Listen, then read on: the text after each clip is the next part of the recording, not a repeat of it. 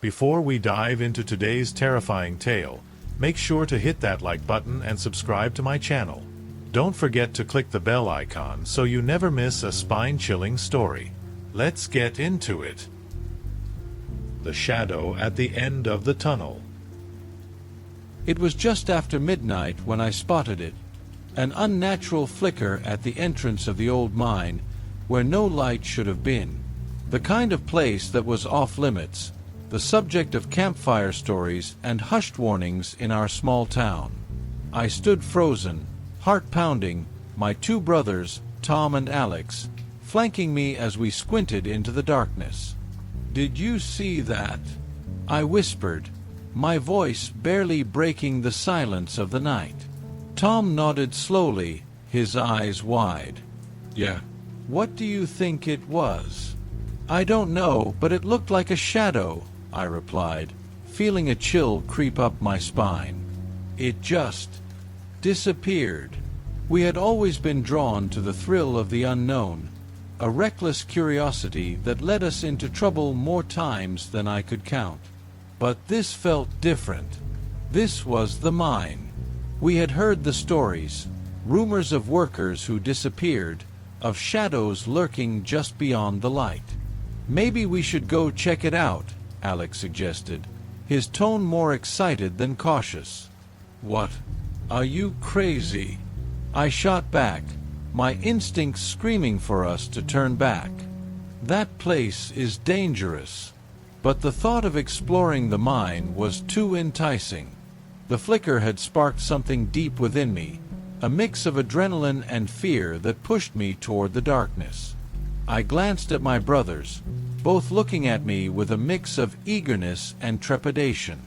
"Fine," I said, heart racing as I tried to sound braver than I felt. "But we stick together. No one goes off alone." We gathered our flashlights and made our way to the mine, the air growing heavier with each step. The mouth of the mine loomed in front of us, an inky black void that seemed to swallow the light. A shiver ran down my spine as we crossed the threshold, stepping into the darkness.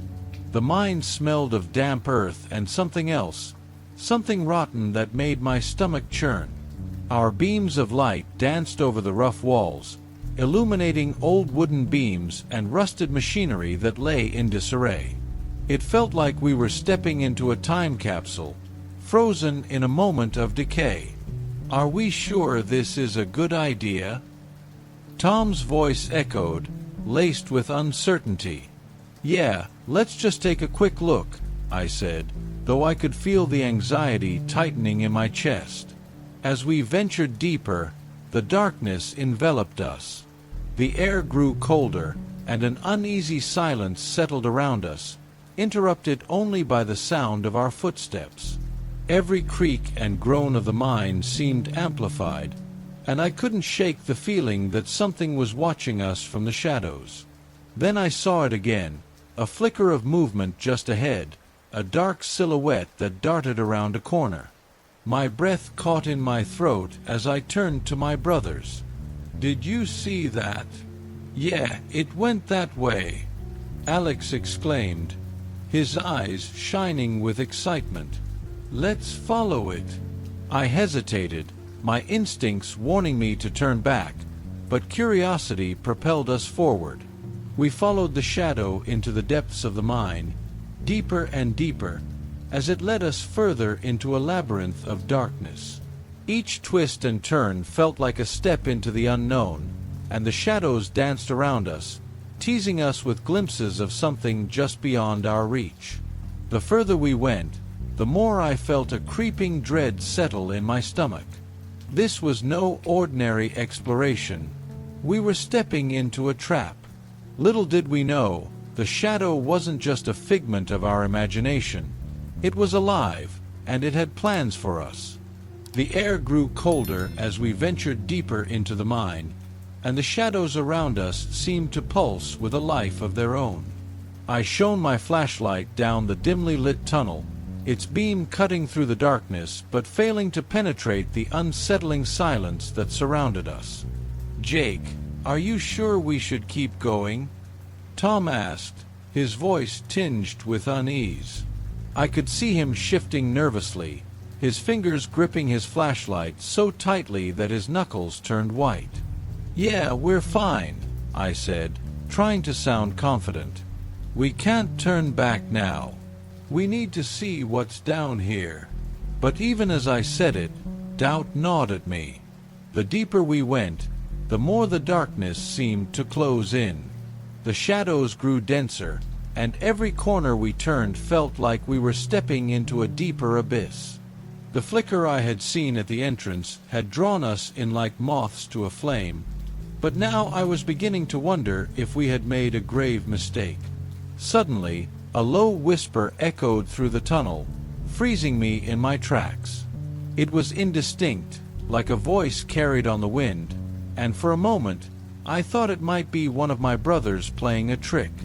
But when I turned to look, they were just as wide-eyed as I was, searching the shadows with their flashlights. "Did you hear that?"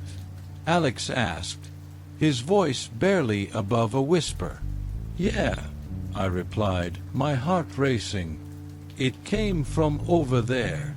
I pointed to a darker section of the tunnel, where the shadows seemed to thicken. "Let's go check it out," Tom said, more boldly than I expected. I shot him a cautious look, but the thrill of adventure urged me on. I had always been the one to lead the charge, after all. We crept forward, our flashlights flickering over the damp walls, illuminating the remnants of old mining equipment and decaying wood. The whispers grew louder, intertwining with the sound of our footsteps, wrapping around us like a shroud. "Guys, this isn't funny anymore," I said, my voice trembling slightly. "Maybe we should head back." But my words fell on deaf ears as Alex pressed ahead, drawn toward the source of the whispers. "Come on, just a little further," he urged, excitement lighting up his face. Against my better judgment, I followed. We reached a wide chamber, and the air felt thick and heavy, almost electric. The whispers stopped, replaced by an eerie silence that pressed against my eardrums. "Look," Alex shouted, pointing to the far wall. There, shimmering like a mirage, were faint lights flickering in the darkness, blue and green, swirling in a hypnotic dance. My breath caught in my throat as I took in the sight. "Is that real?" Tom murmured, his eyes wide with disbelief.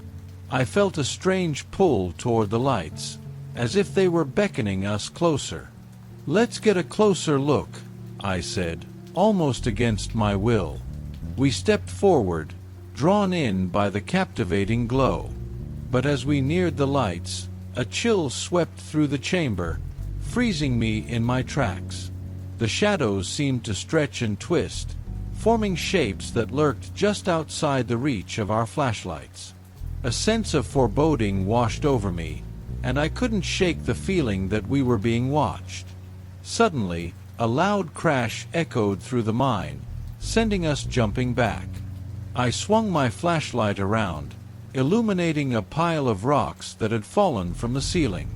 The sound reverberated through the tunnel, and in that moment, I felt a shift in the air.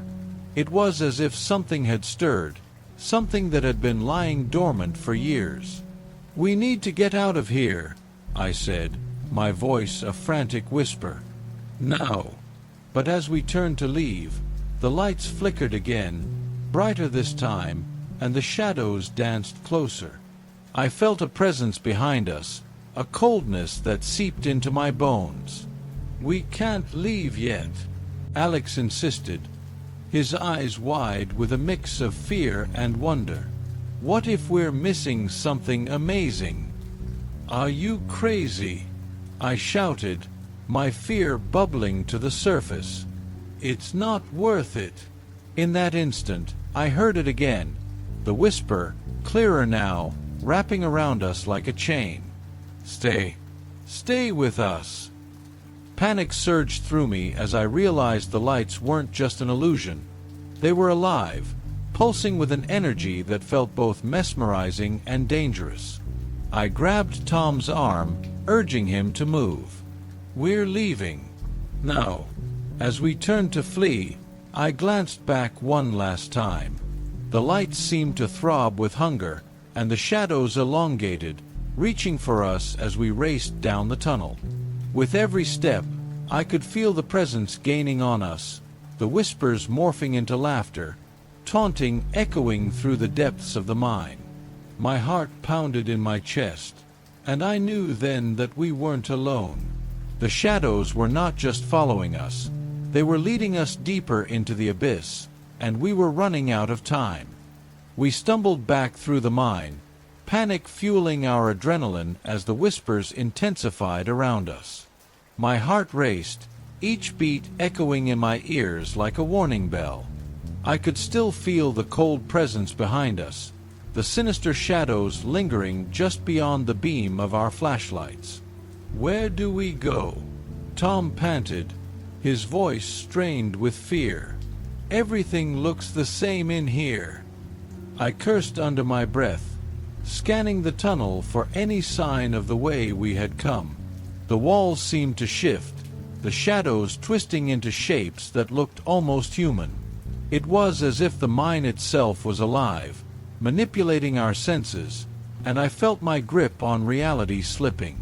"We have to find the entrance," I replied, forcing myself to sound calm, though my stomach churned with dread. "Keep moving." As we rushed down the tunnel, the lights we had seen earlier flickered in and out of sight, taunting us. Every time I glanced back, I caught a glimpse of something dark darting just beyond the edge of my flashlight's beam. It felt like a predator, stalking us through the maze of rock. "Jake, wait!" Alex shouted suddenly, his voice filled with urgency. "Listen!" I stopped, and my heart sank. The whispers had returned, louder than ever, wrapping around us like a serpent. They were no longer just echoes. They were distinct voices, mingling together in a sinister chorus. It was as if the mine was alive, speaking directly to us. "Stay, join us," they sang, chilling my bones. "Let's go," I urged, grabbing Tom's arm and pulling him forward. "We can't stay here." But as we turned to run, the ground beneath us shifted. A low rumble reverberated through the tunnel, and rocks began to tumble from the ceiling, dust swirling in the air. We were being blocked in. "Run!" I yelled, adrenaline pumping through my veins. We sprinted toward a narrow passageway that had appeared out of nowhere, desperation driving us forward. The air grew thick, and the darkness pressed in around us. I could barely see a foot ahead, but I could feel the shadows closing in, the whispers morphing into laughter that echoed off the stone walls. My skin prickled, and I knew whatever was lurking in the depths of the mine was not just an illusion. It was real, and it was hungry. "Jake, I can't breathe," Tom gasped, panic evident in his voice. I glanced back and saw him falter, his flashlight flickering wildly. "Keep moving," I shouted, pushing him ahead. The shadows danced along the walls, and I swore I could see faces forming in the dark, twisted and contorted in silent screams. Suddenly, I heard a loud crash behind us. I turned just in time to see a mass of darkness surge forward, blocking our only escape. The laughter grew louder, mocking our fear. We were trapped, and the realization sent ice through my veins. "No, no, no!" I screamed, backing away from the encroaching shadows. My heart raced as the whispers crescendoed, drowning out my thoughts. I could feel them clawing at my mind, pulling me into their depths. "Jake!" Alex shouted, his voice cutting through the chaos. "This way!" He pointed to a small alcove on our right, barely visible in the dim light. Without thinking, I grabbed Tom's arm, yanking him toward the opening. We squeezed inside, the narrow space barely fitting our bodies. The shadows swirled around us, their voices rising in a frenzied chant. "Stay, stay with us." I pressed my back against the cold stone wall, my breath coming in ragged gasps. The alcove felt suffocating, like a coffin closing in around me.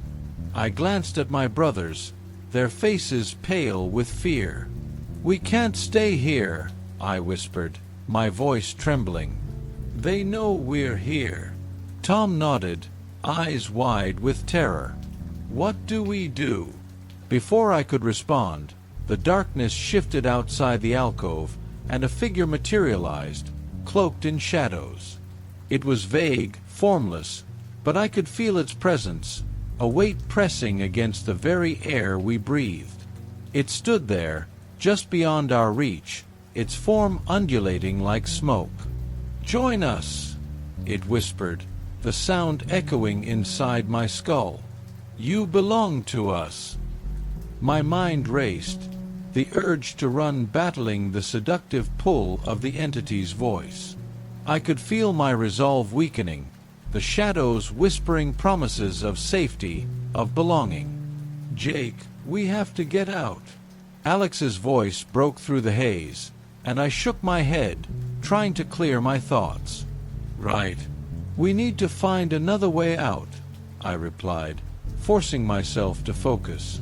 "But we have to be quiet. We can't let it know where we are." With a deep breath, I looked at my brothers. On 3, we slip out and run in the opposite direction. "We need to find a way back to the entrance, understand?" They nodded, fear written all over their faces. I counted down in a hushed voice, feeling the weight of the shadows pressing against us. 1, 2, 3. We slipped out of the alcove, hearts pounding, and took off down the tunnel. The whispers erupted into a cacophony of rage, echoing off the walls, chasing us deeper into the darkness. I could feel the shadows closing in, but we had to keep moving. As we raced through the mine, I felt a flicker of hope. If we could just find the entrance, we might escape this nightmare. But deep down, I feared that the darkness had other plans for us, and the shadows were not done playing their game. We sprinted through the mine, the echoes of our hurried footsteps merging with the relentless whispers that clawed at our sanity. The air grew thicker with each step, pressing down on us like a weight, making it harder to breathe. I could feel the shadows lurking just beyond the edge of my flashlight's beam, swirling and shifting as if they were alive, waiting for the perfect moment to pounce.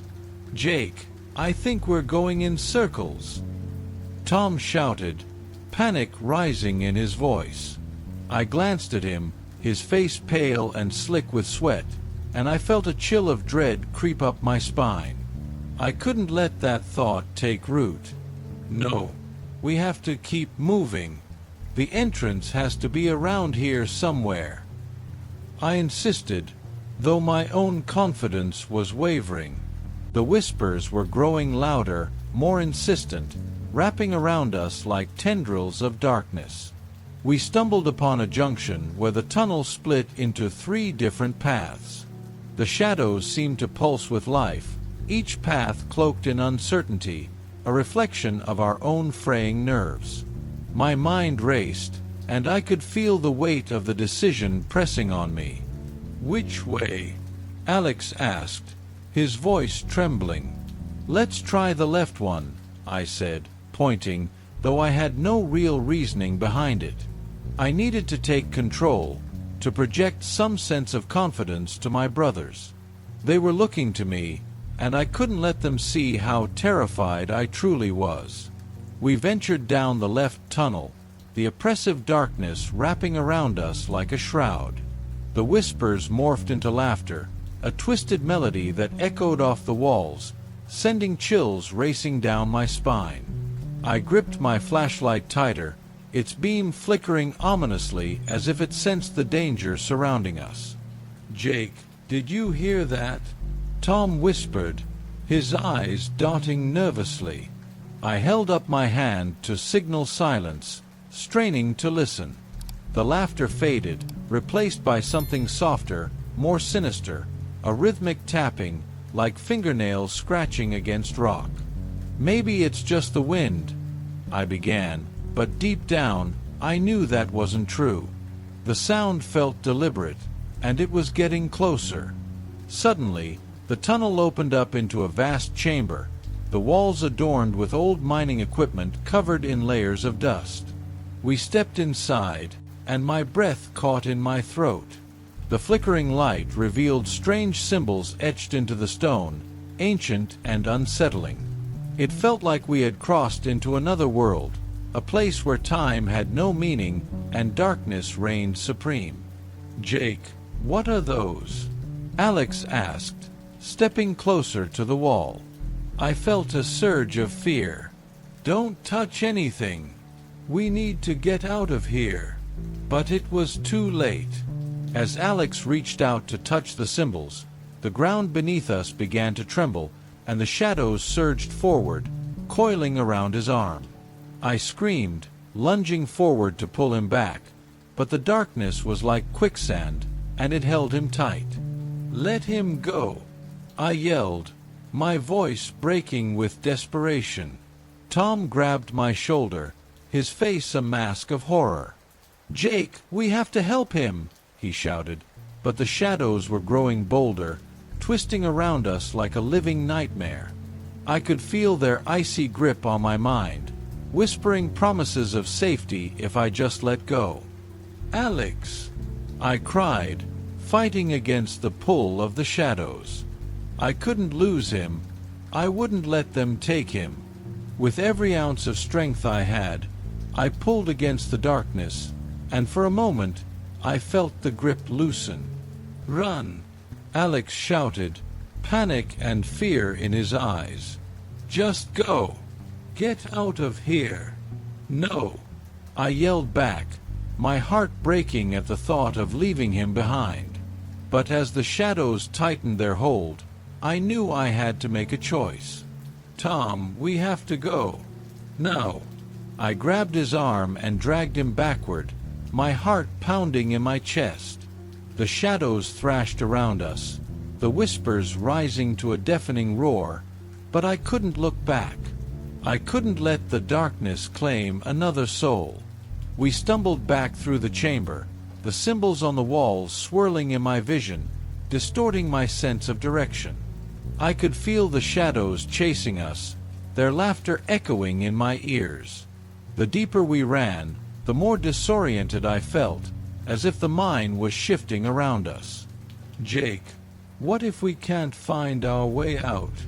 Tom panted, his voice laced with fear. "Then we'll keep running." I shot back, my voice strained. I had to believe we could escape this nightmare. We had to find the entrance. As we navigated the twisting tunnels, the darkness felt alive, closing in around us. I could hear Alex's voice faintly in my mind, a haunting reminder of what we had left behind. I had to hold on to hope, but it was slipping through my fingers like sand. The whispers crescendoed into a cacophony of sound, drowning out my thoughts. "Join us. Stay with us." "No, we're not staying," I shouted defiantly, trying to drown out the voices. My mind felt like it was fracturing, the fear gnawing at the edges of my sanity. Finally, we burst into another junction, and I stopped dead in my tracks. A faint glimmer of light flickered at the far end of one tunnel, a beacon of hope in the consuming darkness. "Jake, look!" Tom exclaimed, his eyes wide with disbelief. "Do you see it?" I nodded, my heart racing with renewed determination. "That has to be the way out." Without hesitating, we raced toward the light, but the shadows were relentless, their whispers growing more frantic. "You can't escape," You belong to us. As we neared the light, a sudden wave of panic surged through me. What if it was a trap? What if the mine was luring us in, promising safety only to ensnare us deeper in its grasp? "Jake, we have to go," Tom shouted, urgency lacing his voice. I swallowed hard and pressed forward, the light growing brighter with each step. And then I felt it, a cold breath on my neck, a shadow creeping up behind me. I didn't dare look back. The laughter exploded into a cacophony, and I could feel the darkness clawing at my heels. "Keep running," I screamed, pushing Tom ahead of me. The light was so close now, a shimmering promise of escape. But just as we reached the threshold, I stumbled, falling to the ground. The darkness surged around me, pulling me back, whispering sweet nothings that threatened to erase my existence. "No!" I cried, clawing at the ground, desperate to pull myself forward. "Get out, Tom! Get out now!" I could feel the shadows wrapping around my legs, pulling me back into their depths. My vision blurred, and I felt the weight of the darkness pressing in on me. I had to fight. I had to escape. But as the light flickered before my eyes, I knew I was running out of time. The shadows tightened their grip, and the whispers grew louder, drowning out my screams as I was dragged deeper into the abyss. The darkness swallowed me whole, wrapping around me like a suffocating blanket. I felt myself being pulled downward, deeper into the mine's cold embrace. The whispers, now an unending chorus of mockery, echoed in my mind. "You belong to us. Forever." I clawed at the ground, desperation fueling my movements. I had to escape. I had to fight against the shadows that sought to consume me. But each effort felt futile. It was as if the mine itself was alive, a malevolent entity intent on keeping me trapped. "Jake." Tom's voice broke through the din, sharp and clear, but it felt so far away. "Where are you?" "I'm coming back." "Tom, don't. Just go," I shouted, but my voice was barely a whisper, lost in the void. I could sense him lingering at the edge of the light, wavering, as if torn between saving me and the instinct to flee. In the depths of my despair, a flicker of rage ignited within me. "You won't take me!" I screamed at the shadows, the words erupting from my throat. I fought against the pull, forcing my limbs to move, my heart pounding wildly against my ribs.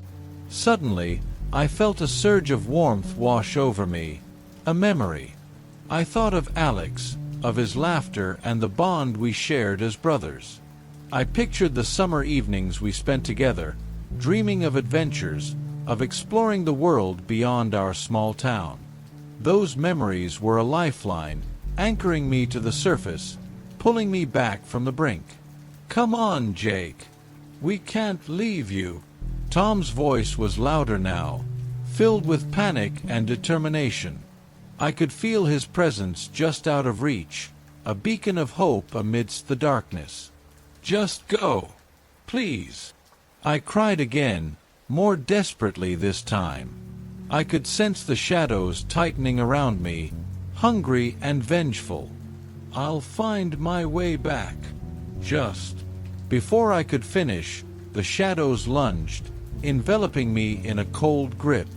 I felt my consciousness slipping, the darkness whispering sweet lies of surrender. "Stay with us. It's safe here." But I couldn't give in. With every ounce of strength I had left, I roared back against the shadows. "No, I am not yours." The ground trembled beneath me, and for a moment the darkness recoiled.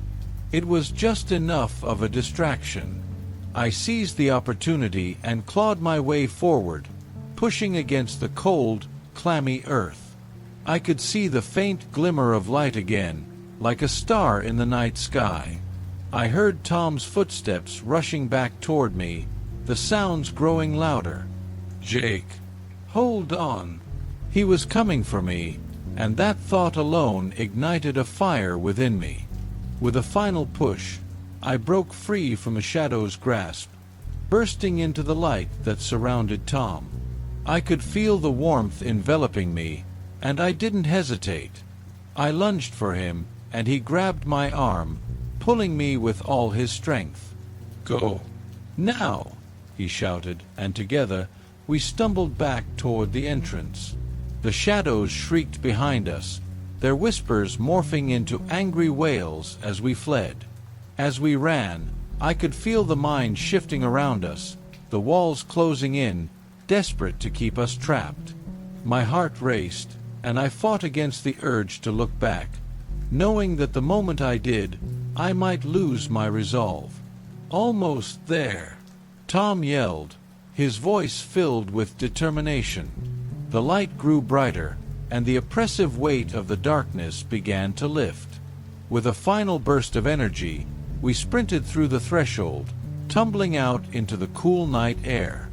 I collapsed onto the ground, gasping for breath, my body trembling with adrenaline and fear. We were outside, free from the mine's clutches, but I could still feel the remnants of the shadows lurking just beyond the light. Tom fell beside me, and for a moment we lay there, both of us staring at the sky, the stars twinkling above us as if mocking our ordeal. What just happened?" he panted, still trying to catch his breath. "I don't know," I replied, my voice hoarse. "But I don't think we're done with that place yet." The thought made my skin crawl.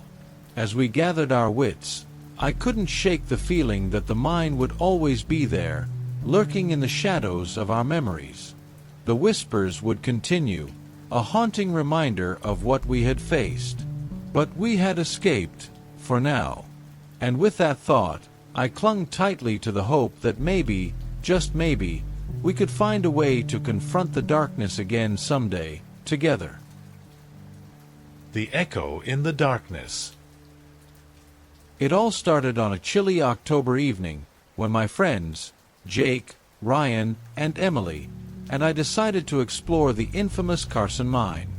Growing up in our small town, we'd all heard the whispers about it. Tales of miners disappearing, eerie voices echoing in the depths, and strange lights flickering in the darkness. Despite the ominous stories, we were drawn to it like moths to a flame. Maybe it was the thrill of adventure or just the need to prove we weren't scared. Whatever it was, it pushed us to go deeper into the unknown. As we approached the entrance, the air grew colder, and the faint light from our flashlights barely cut through the thick darkness. The entrance loomed ahead like a gaping mouth, waiting to swallow us whole. I glanced at my friends, their faces a mix of excitement and apprehension. We laughed nervously, trying to shake off the uneasy feeling that settled in our stomachs. "Come on, it'll be fun," Jake urged, his voice echoing slightly in the stillness. Always the daredevil of the group, he led the charge, pushing forward into the mine. I followed closely, but the weight of the darkness pressed down on me, making my skin crawl. Inside, the mine was a labyrinth of tunnels, each turn leading us further from the safety of the outside world. The air was damp and heavy, the ground uneven beneath our feet. I could hear the faint sound of dripping water in the distance, but mostly there was an unsettling silence that enveloped us. At first, we tried to make light of the situation, joking about the miners and their ghostly echoes. We took turns recording videos for our social media, our laughter ringing through the tunnels. But as we ventured deeper, that laughter began to feel hollow. Then it happened. I was taking a video of Jake, who was reenacting one of the ghost stories we had heard, when I heard it, a voice, faint but distinct, echoing from somewhere deeper in the mine. It was a sound that didn't belong. My heart raced, and I turned to my friends, expecting to see the same look of confusion and fear on their faces. But they were oblivious, still laughing. "Did you guys hear that?" I asked, my voice barely above a whisper. "Hear what?" Ryan replied, furrowing his brow. "It sounded like someone else was down here," I said, my skin prickling. Jake shrugged it off, claiming it was just the sound of our own voices bouncing off the walls. "It's just an echo, man. Chill out," he said, but I wasn't convinced. Something felt wrong. We pressed on, deeper into the mine, but the atmosphere shifted. The further we went, the more I felt like we were being watched. It was as if the darkness itself was alive, pulsating with a malevolent energy. The silence became oppressive, and I found myself glancing over my shoulder, half expecting to see something lurking in the shadows. Then we reached a narrow passageway, and as we turned the corner, we all froze. There it was again, the voice. But this time it was clearer. It was more than just an echo. It sounded like a conversation, fragments of words that made my blood run cold. I strained to listen, trying to make sense of the disembodied whispers. "Turn back. Help us." My heart raced as I turned to my friends, who were suddenly silent, their faces pale. Emily's eyes were wide with fear, and I could see her trembling. "This isn't funny anymore," she said, her voice shaking. I took a deep breath, trying to steady myself. "Let's go back," I suggested, but Jake was already pushing forward. "Just a little further." "I want to see what's down here," he exclaimed, his voice echoing off the walls. Against my better judgment, I followed him deeper into the mine. The voices grew louder, the words becoming more distinct. They seemed to know us, as if they were whispering our names, teasing us from the depths of the darkness. "Did you hear that?" I asked again, my voice trembling. Ryan nodded, his eyes darting around nervously. "We need to get out of here." But Jake wasn't listening. He was already ahead, stepping into the pitch-black tunnel as if he were drawn to it. I glanced at Emily and saw the fear mirrored in her eyes. I felt it too, the creeping dread that something was terribly wrong. Just then, I heard a faint sound behind us, a rustling that made my skin crawl. I turned quickly, shining my flashlight back the way we came, but there was nothing there, just the oppressive silence of the mine. "Guys, we should really go," I urged again, feeling a knot of panic tighten in my chest. But it was too late. The echoes were closing in, and something was waiting for us in the darkness. As we ventured deeper into the mine, I could feel the darkness wrapping around us like a suffocating blanket. Every step we took seemed to echo with uncertainty, reverberating off the walls and amplifying the sense of dread in the air. The faint sounds of laughter had been replaced by an eerie silence, broken only by the persistent whispers that continued to pull at the edges of my sanity. Jake led the way, oblivious to my rising anxiety. He turned to us, grinning as if the darkness were a game. "Come on, don't tell me you're scared of a few spooky stories," he teased, but his bravado felt forced, even to me. "It's not just stories, Jake. Something's down here," I insisted, my voice tinged with fear. The whispers had grown louder, swirling around us like an unseen storm. I could hear them more clearly now, and they were more than just echoes. They felt like a warning. Suddenly, Emily's flashlight flickered, casting a ghostly glow on the damp walls. "Did you see that?" she gasped, pointing ahead. "Something moved." My heart raced as I strained to see, but all I could make out was the blackness stretching out before us.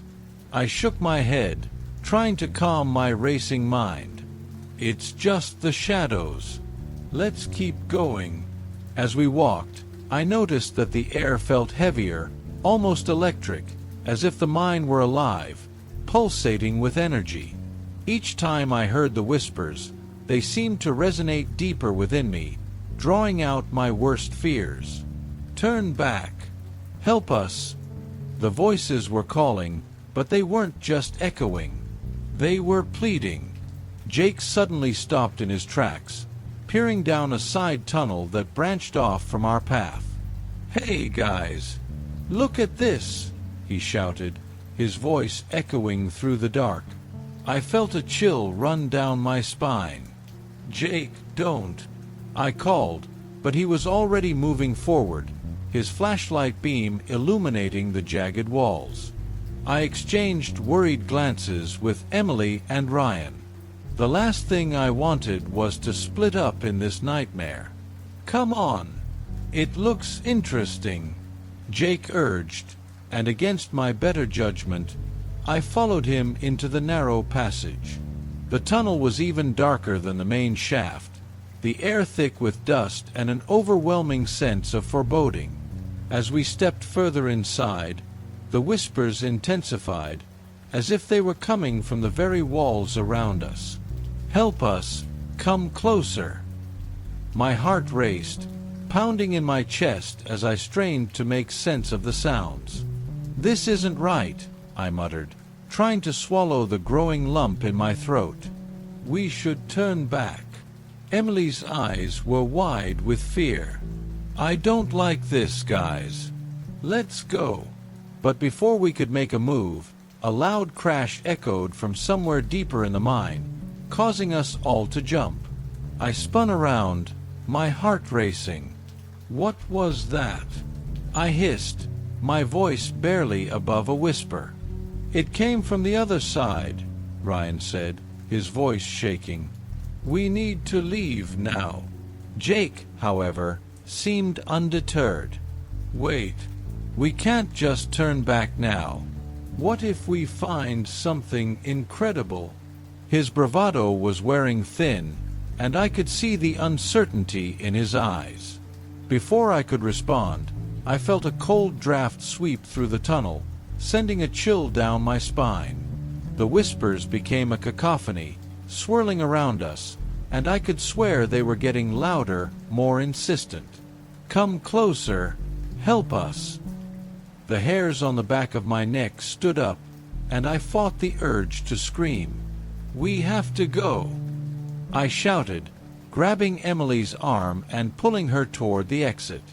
But as I turned, something in the darkness shifted, and I caught a glimpse of a figure, no more than a shadow, standing at the end of the passageway, just beyond the reach of my flashlight. My breath caught in my throat, and I stumbled backward. "Did you see that?" I gasped, my heart racing as I pointed toward the shadow. "What?" Jake asked, squinting into the darkness. "There's someone there," I shouted, panic rising in my chest.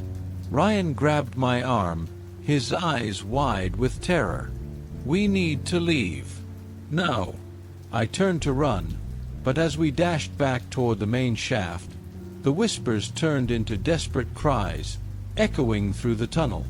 "Help us! Turn back!"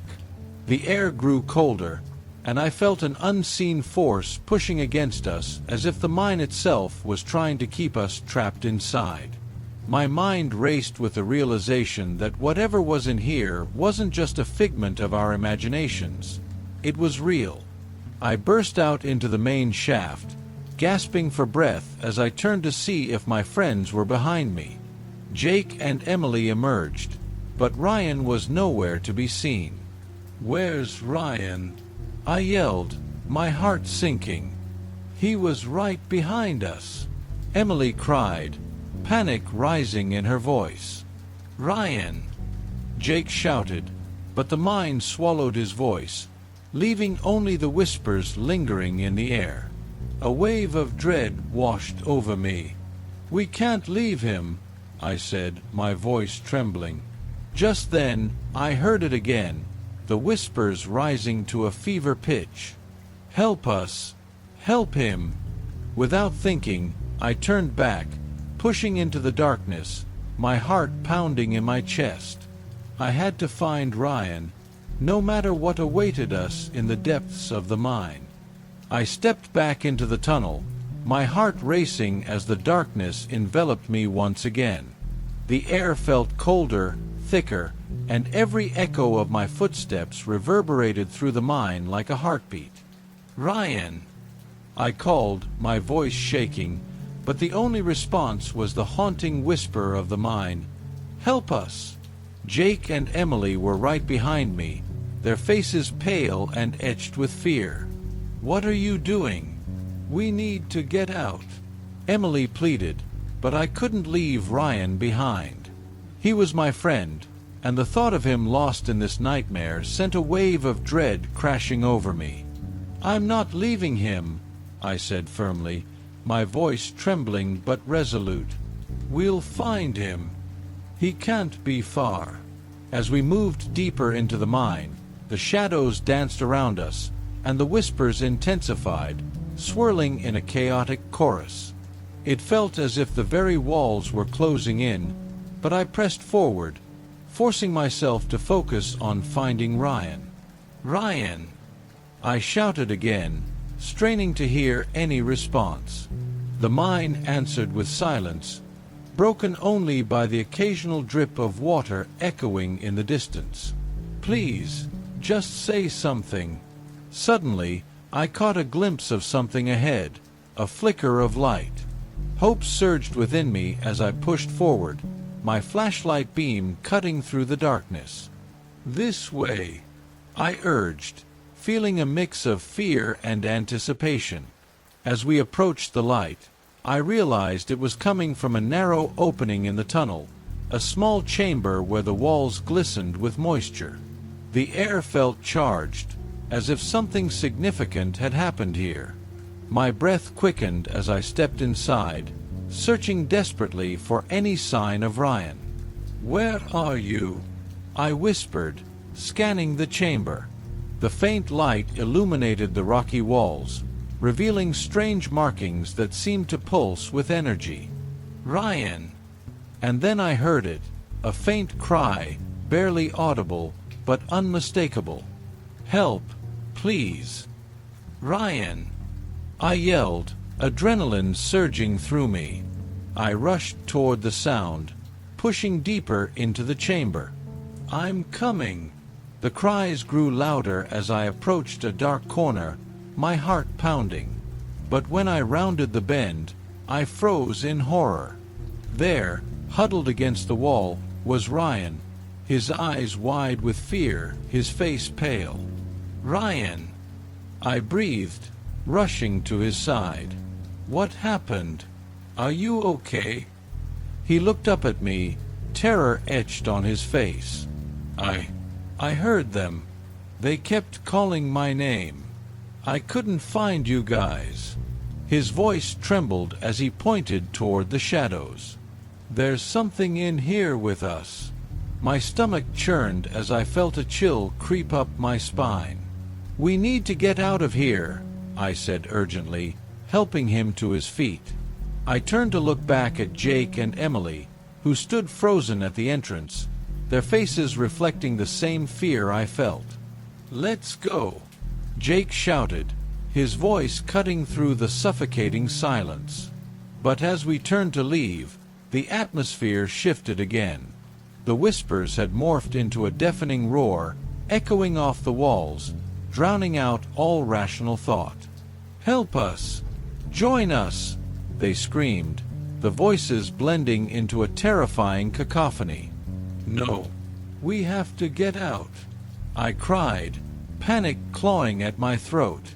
We stumbled back toward the main tunnel, the walls seeming to pulse and shift around us. "Run!"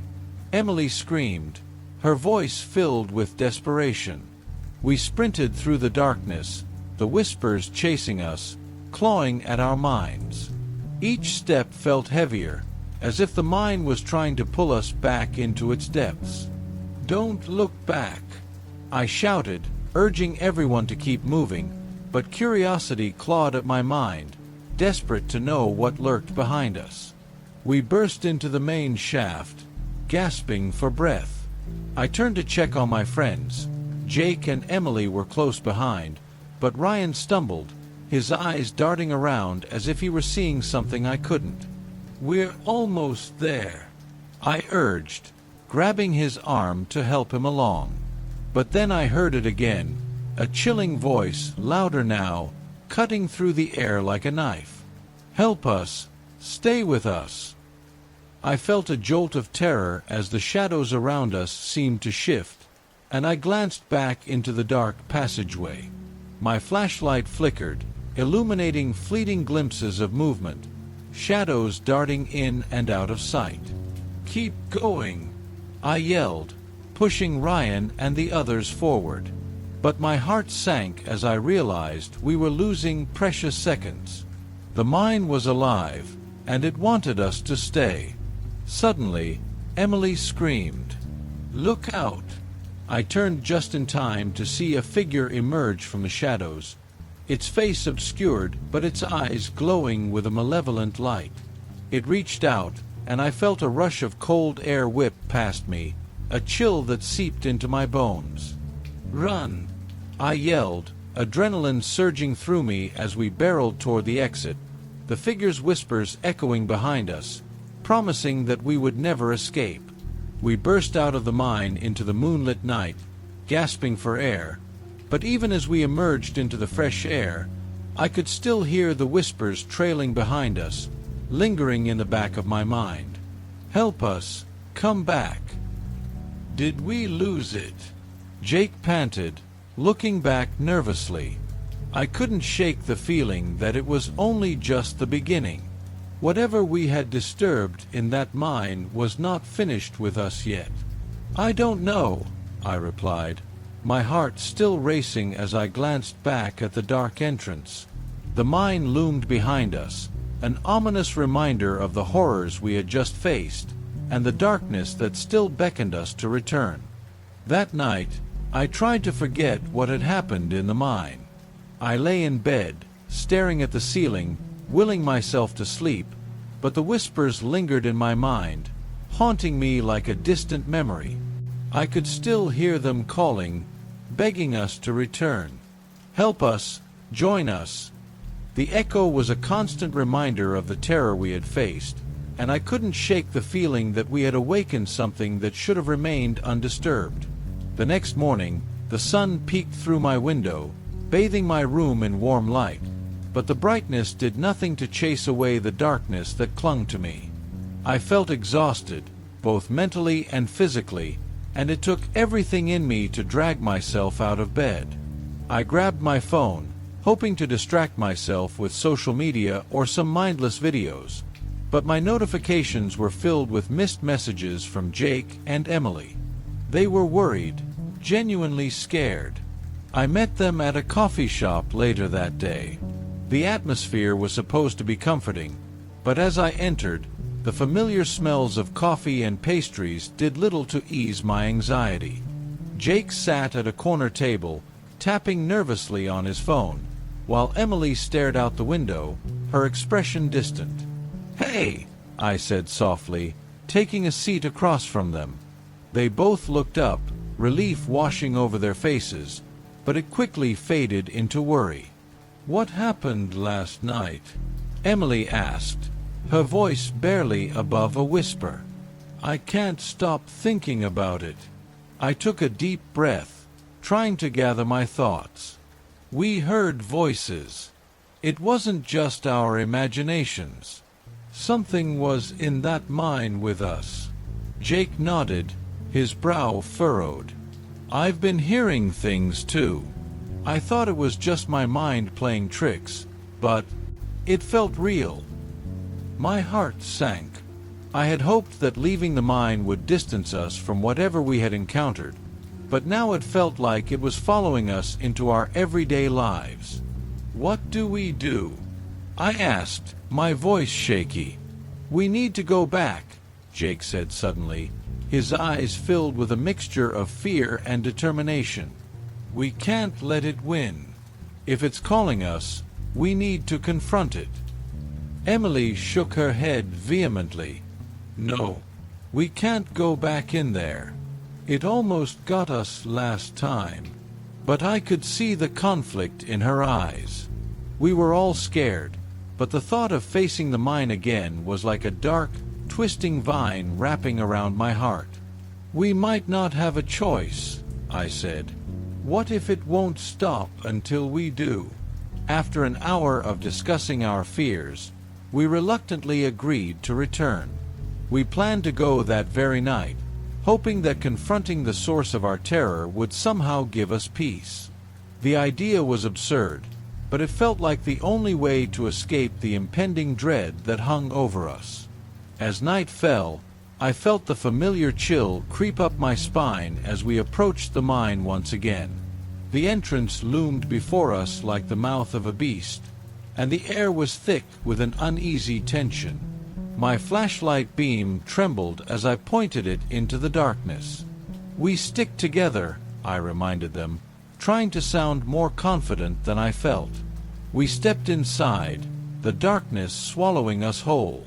The echo of our footsteps seemed louder this time, as if the mine itself was listening to our every move. "Hello," I called out, my voice echoing unnaturally in the silence. There was no response, just the oppressive weight of the dark surrounding us. "Let's head to that chamber," Jake suggested, his voice barely above a whisper. We navigated the winding tunnels, and as we drew closer, the air grew heavy with anticipation. When we reached the small chamber, I felt a jolt of déjà vu. The strange markings on the walls seemed to shimmer under my flashlight, and a shiver ran down my spine. "What if we just turn around?" Emily suggested, her eyes darting around the room. But before I could respond, I heard it, a faint echoing sound, a voice that wasn't my own. "Help us, come back." "Did you hear that?" I whispered, my heart racing. Jake nodded, his face pale. "It's happening again. Stay close," I urged, feeling the familiar pull of fear wrap around us. I took a step back, my instincts screaming that we shouldn't be here. Suddenly, Ryan's voice broke through the fear. "Guys, we need to leave. Now." I turned, but before I could react, the shadows in the corner shifted. A figure emerged, shrouded in darkness, and I froze, paralyzed by terror. Its eyes glowed, piercing through the blackness. "You shouldn't have come back." Panic surged through me as I grabbed Emily and Jake, urging them to run. "Go. Get out." We stumbled backward, the whispers rising to a deafening crescendo. The shadows pressed in around us, twisting and writhing as if they were alive. I could feel the air thickening, suffocating me.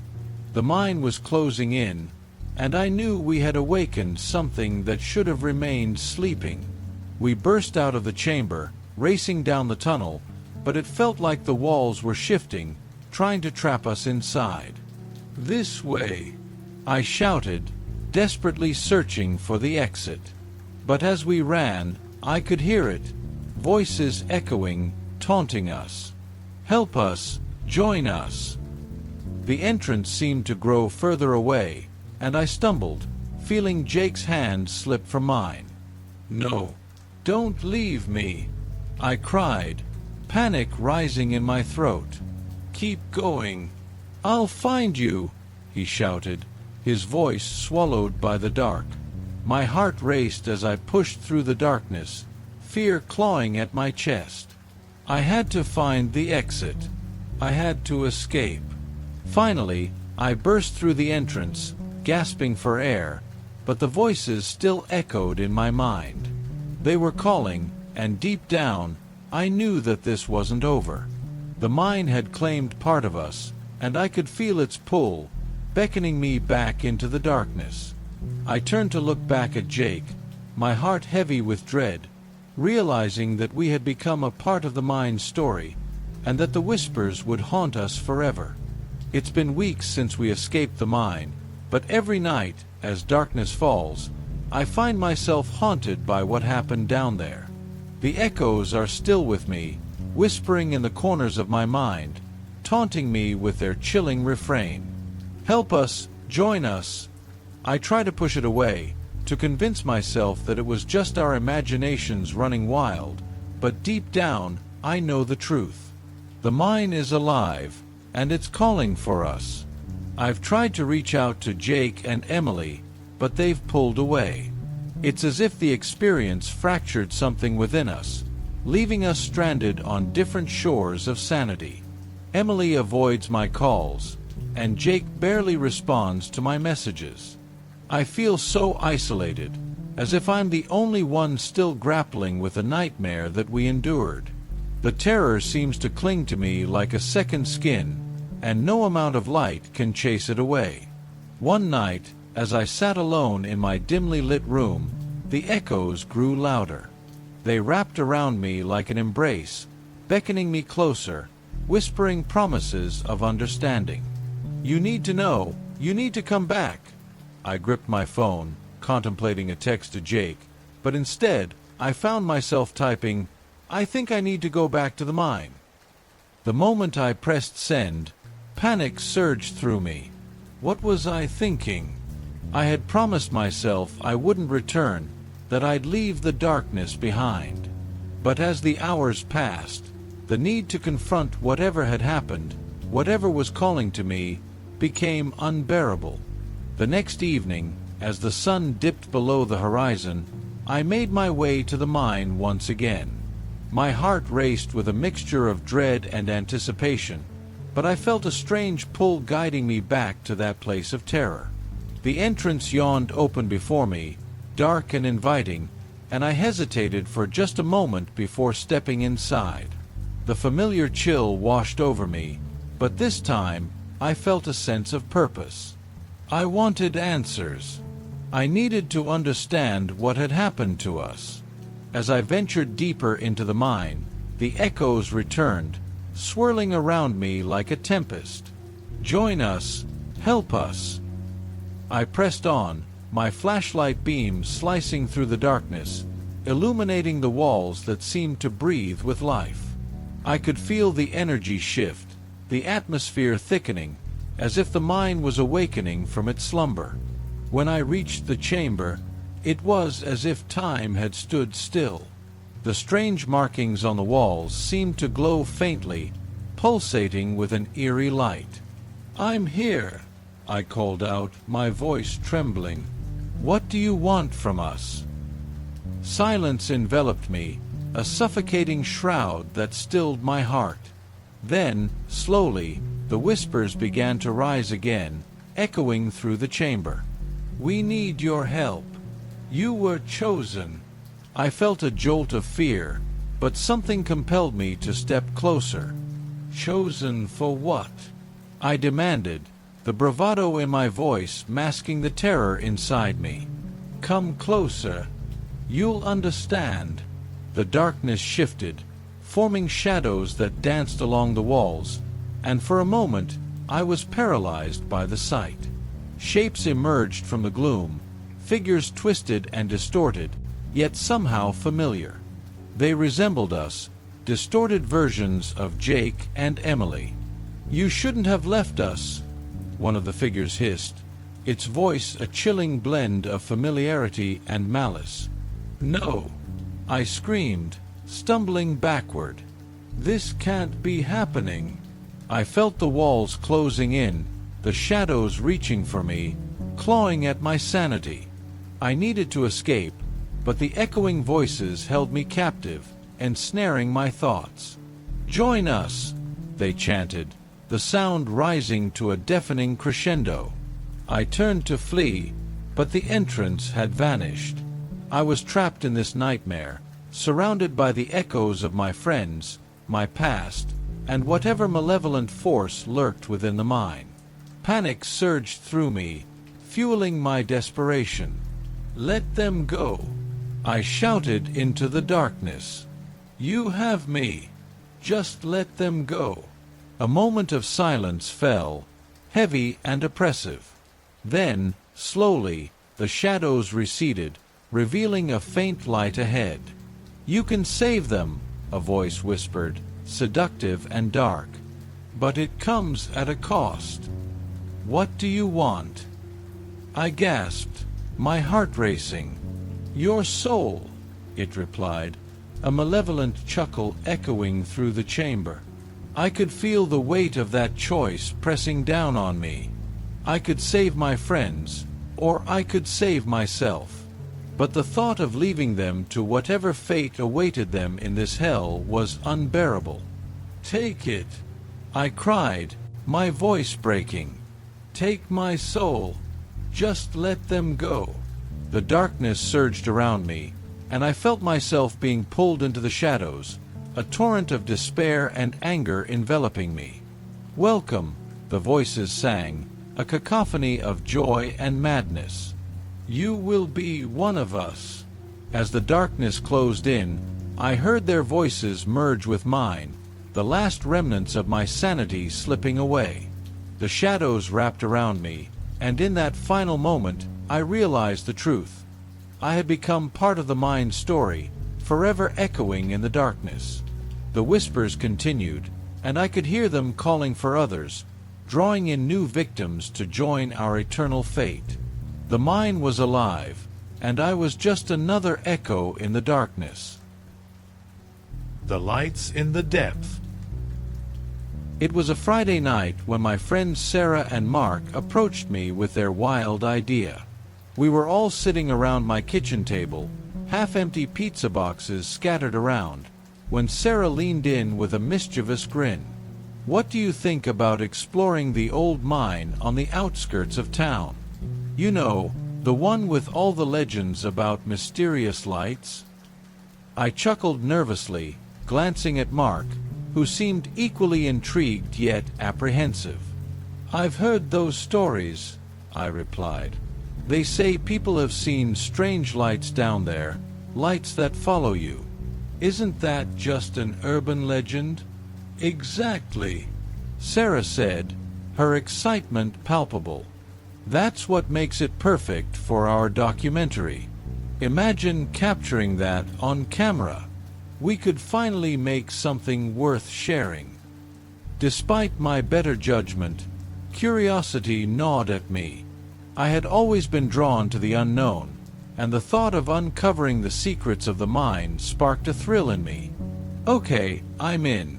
But just for the record, if we end up being chased by ghosts or something, I'm blaming both of you," I joked, trying to mask my unease. The next evening, we loaded our gear into Mark's old SUV, the trunk filled with flashlights, cameras, and snacks. Everything we thought we'd need for our late-night adventure. As we drove toward the mine, the sun dipped below the horizon, leaving a haunting twilight in its wake. My heart raced with anticipation and dread as we turned off the main road, the gravel crunching under the tires, and the trees closing in around us. When we finally arrived, the entrance loomed before us like a dark mouth, ready to swallow us whole. "Let's do this," Mark said, trying to sound brave. But I could see the uncertainty in his eyes. We stepped out into the cool night air, the sounds of the forest fading into an eerie silence. I shone my flashlight toward the mine's entrance, its jagged edges casting menacing shadows on the ground. I hesitated for a moment, feeling an instinctual pull to turn back, but the thrill of exploration overruled my apprehension. With a deep breath, we walked toward the mouth of the mine, our flashlights flickering like tiny stars against the suffocating darkness. "This is going to be epic," Sarah whispered, her voice barely audible above the beating of my heart. As we crossed the threshold into the mine, I felt a shiver race down my spine, a premonition that something was waiting for us in the depths. The air was thick and cold, wrapping around us like a shroud. I forced myself to keep moving forward, reminding myself that we were here to uncover a mystery, not to become a part of one. But even as I walked further into the darkness, I couldn't shake the feeling that we had stepped into something far more sinister than a mere exploration. The mind felt alive, as if it were watching us, waiting for us to uncover its secrets, or perhaps to become its next victims. As we ventured deeper into the mine, the oppressive darkness enveloped us, making every step feel like a leap into the unknown. The beams from our flashlights danced across the rough, uneven walls, revealing remnants of the past, rusted tools, old crates, and fragments of time lost to decay. I tried to focus on the surroundings, but an unsettling weight hung in the air, making me acutely aware of my surroundings. "Hey, look at this!" Mark exclaimed, shining his light on a dusty sign that read, "Danger, Mine Collapse." A chill ran down my spine as I thought about the lives lost here, but I forced a smile. Great. Just what we needed to see. We pressed on, our voices echoing in the silence, the sound bouncing back to us like whispers. The deeper we went, the more pronounced the stillness became. I felt like we were intruders in a world that had long since forgotten the warmth of human presence. After a while, we reached a large cavernous room, its size shocking against the narrow corridors we had traversed. "This place is huge," Sarah said, her voice tinged with awe. "We could set up here and film the first part of the documentary."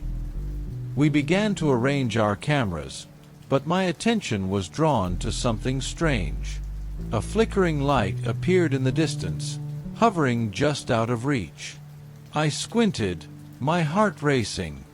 "Do you see that?" I whispered, pointing toward the glowing orb. Mark turned and followed my gaze. "What is that?" he murmured, eyes wide. "Maybe it's a reflection," Sarah suggested, though the tremor in her voice betrayed her uncertainty. Against my better judgment, we decided to approach it. As we walked closer, the light pulsated like a heartbeat, growing brighter before suddenly vanishing. A heavy silence fell over us, and for a moment I felt frozen, my instincts screaming at me to turn back. "Let's just keep moving," I said, forcing my feet to carry me forward. But I couldn't shake the feeling that something was off. The flickering light felt intentional, like it was beckoning us deeper into the mine. We continued our exploration, filming as we went, but the atmosphere had shifted. The further we strayed from the entrance, the more it felt like we were being watched. Shadows danced just beyond the reach of our flashlights, fleeting and elusive. I brushed it off as my imagination, but every instinct in my body told me we were not alone. At one point, I thought I heard a whisper, soft and barely audible, but when I turned to ask my friends if they had heard it too, they both shrugged, oblivious. I shook my head, chalking it up to nerves. As we pressed on, the flickering lights reappeared, darting in and out of sight, always just a bit ahead of us. "This is getting weird," I said, my voice shaking. "Are we sure we want to keep going?" "Oh, come on. It's probably just some old electrical wiring or something," Mark replied, though he sounded less convinced. But as the lights danced before us again, I felt a cold knot of fear in my stomach. Whatever was in this mine wasn't just a figment of our imaginations. It felt alive, aware of our presence, as if it were testing us, waiting to see how far we would go. Finally, as we rounded a corner, we found ourselves standing before an old, crumbling platform that jutted out over a deep pit. The lights flickered again, now surrounding us, casting ghostly shadows on the walls. Panic clawed at my throat. "Guys, I don't like this," I said, glancing back the way we came. And then, without warning, the lights converged, illuminating the pit in a blinding glow. I squinted against the brightness, my heart pounding as I struggled to comprehend what I was seeing. The pit seemed to pulse with an otherworldly energy, drawing me in, but I felt an instinctual urge to step back. "Let's go back," I said, voice trembling. "No." As I turned to lead the way out, I caught a glimpse of something in the shadows, a figure, pale and indistinct, standing at the edge of the light. My breath caught in my throat, and a sense of dread washed over me. The mine had just become a realm of terror, and I couldn't shake the feeling that we had ventured too far into its depths. As we hurried back toward the narrow tunnel, the oppressive darkness seemed to close in around us, amplifying my growing sense of dread. I couldn't shake the image of the figure I had seen at the edge of the light. My heart raced, and I felt a palpable fear radiating from my friends as we stumbled through the shadows. "What was that?" Mark gasped, glancing over his shoulder as if expecting to see someone, or something, following us. "I don't know," I replied, forcing the words out as panic gripped my throat. "But we need to get out of here." We pushed deeper into the winding passageways, our flashlights flickering as if struggling against the encroaching darkness. The echo of our footsteps reverberated off the walls, creating a disorienting cacophony that heightened my anxiety. Each time I turned around, I felt like I was being watched, a sensation that prickled my skin. "Let's try to stay calm," Sarah urged, her voice shaky but firm. "Maybe we're just imagining things." But I knew better.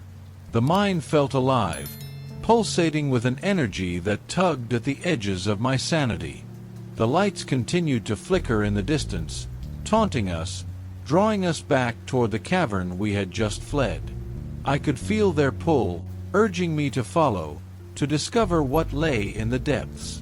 As we reached a fork in the tunnel, I paused, indecision flooding my mind. "Which way?" I asked, desperately seeking clarity in the overwhelming darkness. "Let's go left," Mark suggested. "I think that's the way we came." We moved cautiously, but as we walked, the atmosphere shifted again. The whispers returned, creeping into my ears like cold fingers. I strained to listen, but the words were indistinct, swirling in a language I couldn't understand. "Do you hear that?" I asked, feeling a rising tide of fear. "Stop messing around, it's probably just the wind," Mark said, but his voice lacked conviction. Then we heard it, a distinct sound, echoing from the depths of the mine. It was a low, mournful wail, rising and falling like a ghostly song. The sound sent shivers down my spine, and my heart raced. "We need to go," I insisted, adrenaline pushing me forward. But as we turned to leave, the flickering lights intensified, and the whispers grew louder, becoming a dissonant chorus that filled the air. It felt like the mine was alive with voices, all clamoring for our attention, urging us to listen, to understand. "Please, let's just get out of here," I shouted, fear clawing at my chest. But it was too late. We were too far in. The lights flickered erratically, casting shadows that danced across the walls. I caught glimpses of movement in the corners of my vision, shapes flitting just out of reach. I could feel something ancient and malevolent lurking in the darkness, waiting for the right moment to strike. Suddenly, Mark stumbled, his foot catching on a loose rock. He fell to the ground, and I rushed to help him up. "Are you okay?" I asked, panic creeping into my voice. "I think I twisted my ankle," he groaned, wincing as he tried to stand. Just as I reached for him, a loud crash echoed from deeper within the mine, rattling the very walls around us. The sound reverberated in my chest, and I instinctively turned to look back, dread pooling in my stomach. "What was that?"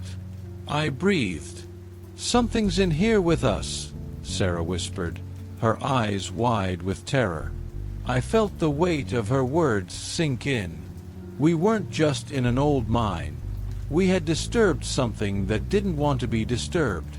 The air felt thick with tension as I scanned the darkness, and the whispers grew louder, more urgent. I could almost make out words. My name, my friends' names, as if whatever was down here was trying to reach us. "Let's go," I shouted, pulling Mark to his feet despite his protests. He winced but managed to stand.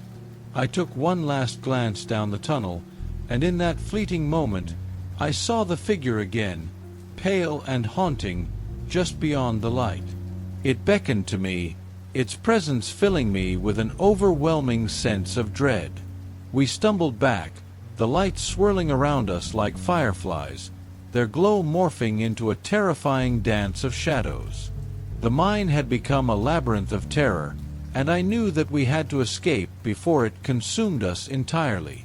As we hurried back the way we came, I could feel the whispers clawing at my mind, trying to pull me into the darkness, promising secrets I didn't want to hear. We stumbled back through the mine, the air thick with an almost tangible fear. Each echo of our footsteps felt like a countdown, a reminder that we were racing against something we couldn't comprehend. Mark limped slightly, but I urged him to keep moving. We had to get out. The whispers were relentless now, swirling around us in a chaotic symphony, a cacophony of voices that seemed to rise from the very walls. I couldn't make out what they were saying, but I felt their desperation, their longing. It was as if they were pleading for something, a message lost to time.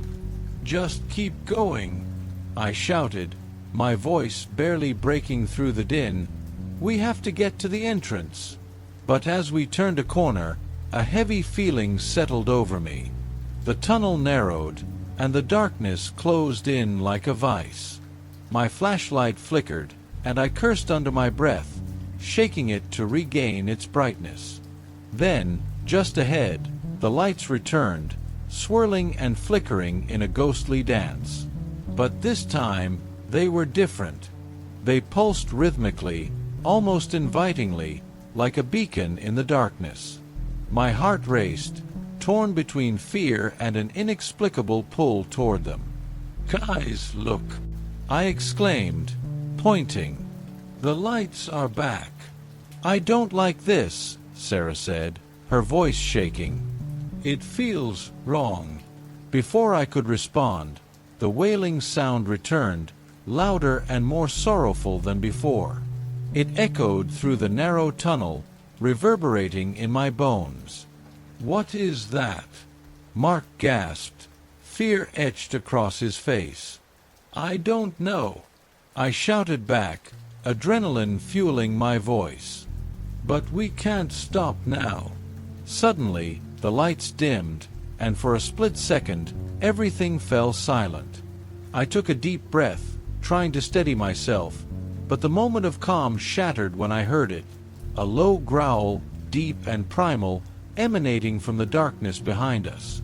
I turned, my heart racing, and saw the figure again, now standing at the far end of the tunnel. Its features were indistinct, shrouded in shadows, but I could feel its eyes boring into me, as if it were weighing my very soul. I froze, terror rooting me to the spot. "Run!" I screamed, adrenaline surging through me.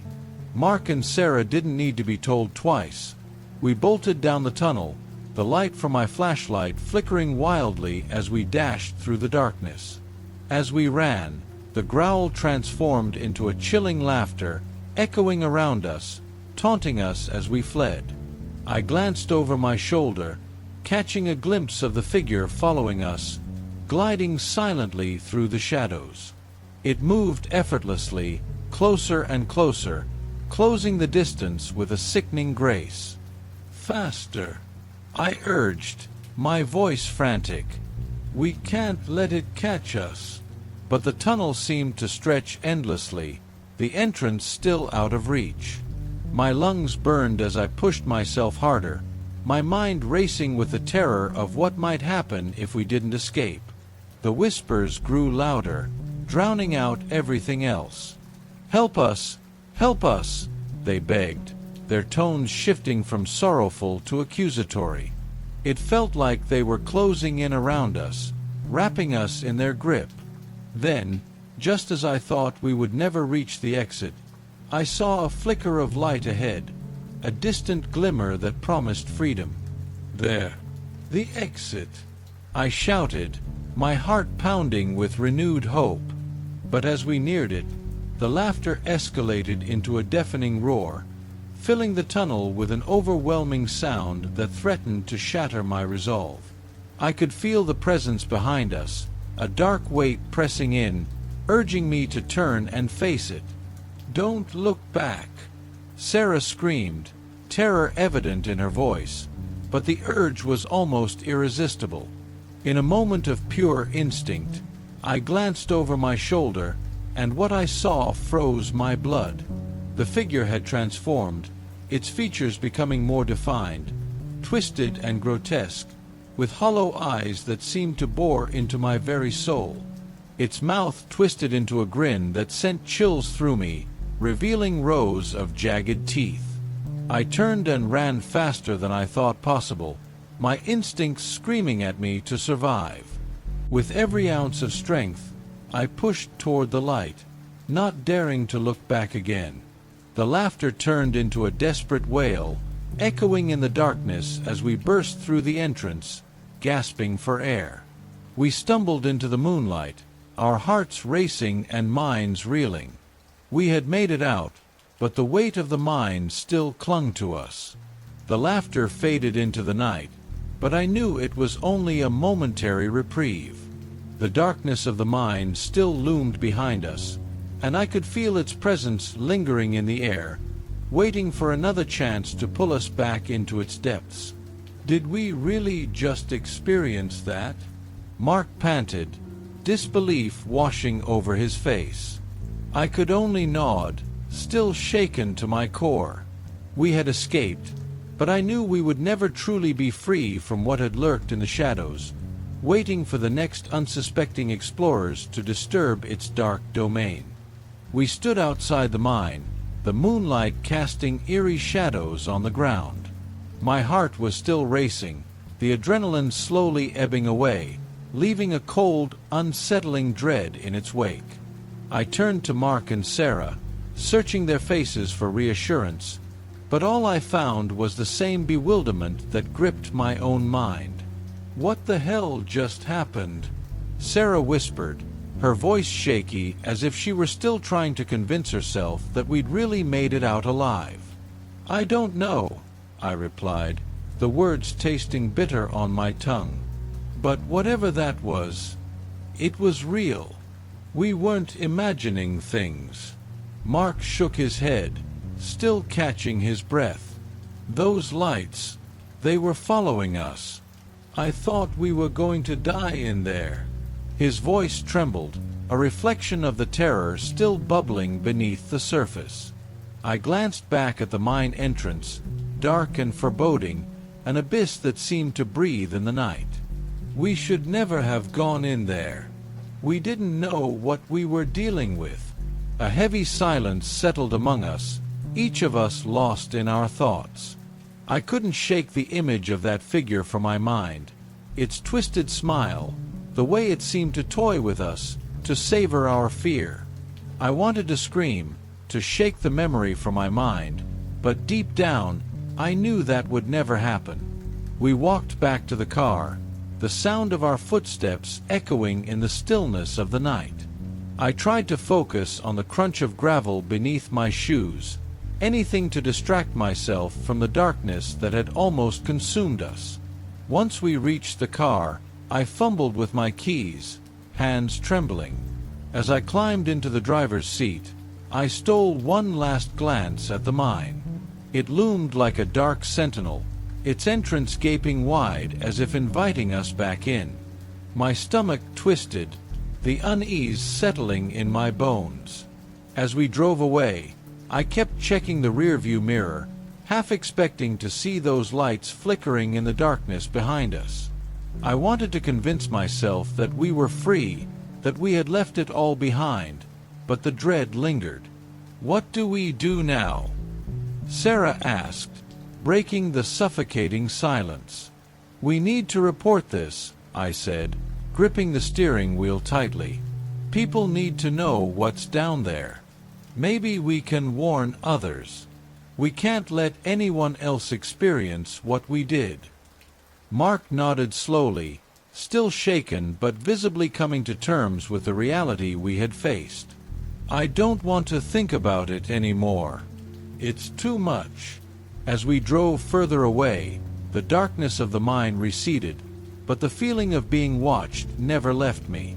I felt a chill creep up my spine, and I couldn't shake the sense that we had not escaped completely, that whatever had been lurking in the shadows was still there, waiting for us to return, waiting for its next chance to reach out from the depths. That night, sleep eluded me. Every creak of my house, every shadow that danced across the walls sent waves of panic crashing over me. I lay in bed, staring at the ceiling, replaying every horrifying moment in the mine, the voices, the laughter, the figure that had haunted our steps. Days turned into weeks, but the memory clung to me like a second skin. I couldn't shake the feeling that the mine was a part of me now, a stain on my soul that wouldn't wash away. I started researching the history of the mine, uncovering stories of disappearances, of people who had gone in and never returned. Each revelation twisted the knife of fear deeper into my heart. One night, as I sat alone in my dimly lit living room, a sudden knock on the door sent my heart racing.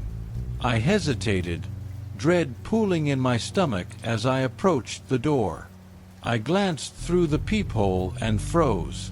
Standing there was a familiar figure, his face shadowed by the dim porch light. It was Mark. I opened the door cautiously. "Mark, what are you doing here?" He stepped inside, his face pale and drawn.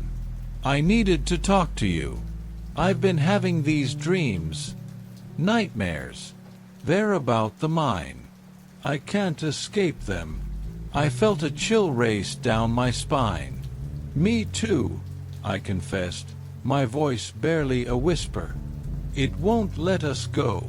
As we talked, we both realized we couldn't shake the feeling that we were still being watched, that whatever we had awakened in that dark place was still lurking in the shadows of our lives. The laughter that had echoed through the tunnels now whispered to us in our sleep, a constant reminder of the terror we had encountered. We knew we had to return to the mine, not just to confront what had haunted us, but to uncover the truth behind the lights and the voices. Together, we would face the darkness once more, determined to uncover the secrets buried within and to finally put an end to the echoes that refused to be silenced. But deep down, I couldn't shake the nagging fear that some things are better left undisturbed, and the mine's darkness was one of them. As I looked into Mark's eyes, filled with the same blend of fear and determination, I wondered if we were truly ready to face whatever awaited us in the depths of that haunted abyss.